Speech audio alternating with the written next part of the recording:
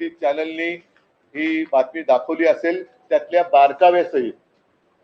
आणि ही बातमी म्हणजे जे मी म्हटलं की पंतप्रधानांना आपल्या देशाचे जे भाग्यविधाते आहेत त्या तरुणांना ते भेटत नाहीत। अगदी रात्री मध्यरात्री एकदम काय ते फ्रेंड्स म्हणून त्यांना इंस्टाग्राम वरून संदेश देतात। पण आता ही एक बघण्यासारखी गोष्ट आहे की कोरोनाच्या काळामध्ये जेव्हा मी फेसबुक लाईव्ह करत होतो तेव्हा मला जे उपदेश देत होते की फेसबुक वरून सरकार चालत नाही, आता इंस्टाग्राम वरून सरकार चालवण्याची वेळ आलेली आहे। एवढी यांची आता हालत खराब झालेली आहे। आणि मला नाही वाटत अशी म्हणजे कदाचित ही खरं आहे की जे काँग्रेसला जमलं नाही गेल्या 60-65 वर्षात त्यावेळेला ते यांनी करून दाखवलं। कारण काँग्रेसने एवढ्या शिव्या त्यांच्या डोळ्या देखत कधीच खाल्ल्या नव्हत्या। तेवढ्या शिव्या आणि नालस्ती पंतप्रधान माननीय पंतप्रधान आणि गृहमंत्र्यांच्या वाटेला आलेल्या आहेत। साहजिकच आहे, परत एकदा सांगतो की या तरुणांना भेटण्यासाठी यांच्याकडे वेळ नाही किंवा त्यांना कमीपणा वाटतो।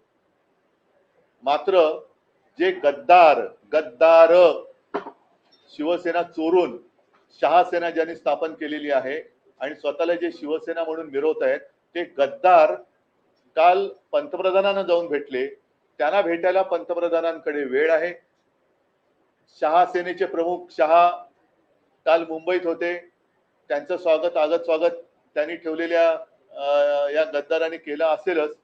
मात्र हे गद्दार खासदार यांना भेटायला मोदींना वेळ आहे।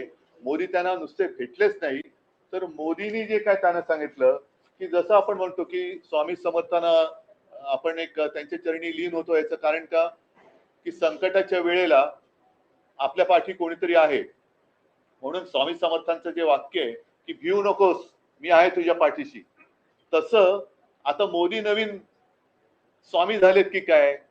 म्हणजे देशात तरुणाई तर त्यांना यथेच्छ त्यांची निंदा नालस्ती करते, पण मोदी महाशय या गद्दारांना सांगतायत की भिऊ नकोस मी तुमच्या पाठीशी आहे।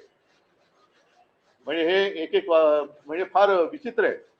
आणि आता या गद्दारांना चिंता कसली आहे, कारण वॉशिंग मशीन मध्ये गेलेत यांना आता यांच्यावरचे डाग तर धुतले गेलेत, मात्र गद्दारीचा डाग हा धुतला जात नाहीये। तो डाग धुणारं वॉशिंग मशीन अजून भाजपकडे आलेलं नाहीये। हे बाकीच्यांकडे फोटो आलेले आहेत, काल त्यांची भेट झाली। परत एकदा सांगतो की देशातले तरुण तिकडे त्यांच्या न्याय हक्कासाठी आंदोलन करताना त्यांच्यावरती लाट्या काठ्या गोळ्या चालवतात, त्यांना तुम्हाला भेटता येत नाही।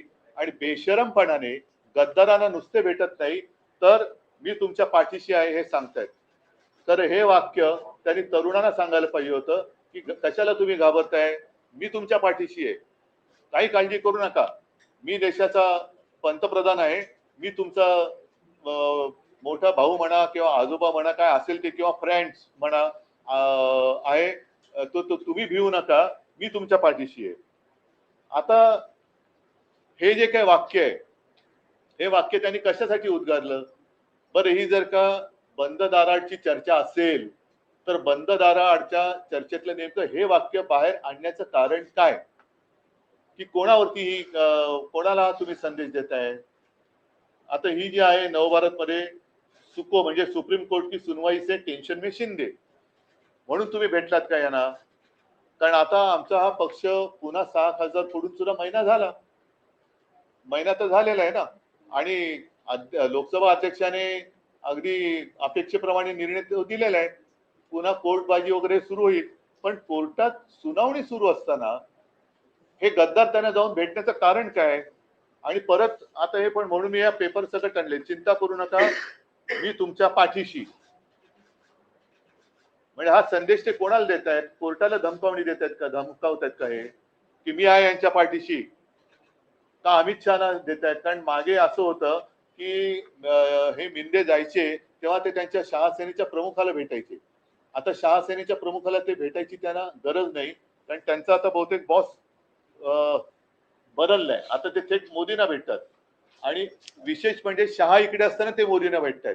म्हणजे मग हा जो काय भिवू नको मी तुझ्या पाठीशी आहे ही धमकी वजा संदेश सुप्रीम कोर्टाला मोदींनी दिलाय, अमित शहाने दिलेला आहे, देवेंद्र फडणवीसांना दिलेला आहे की प्रशासनाला दिलेला आहे, नक्की कोणाला दिलेला आहे। आणि माझं मत आहे अनिल देसाई इकडे बसलेत, अनिल ही सगळी कात्रणं माननीय सुप्रीम कोर्टाकडे सुद्धा सादर करा की हे असं वातावरण निर्माण केलं जाते.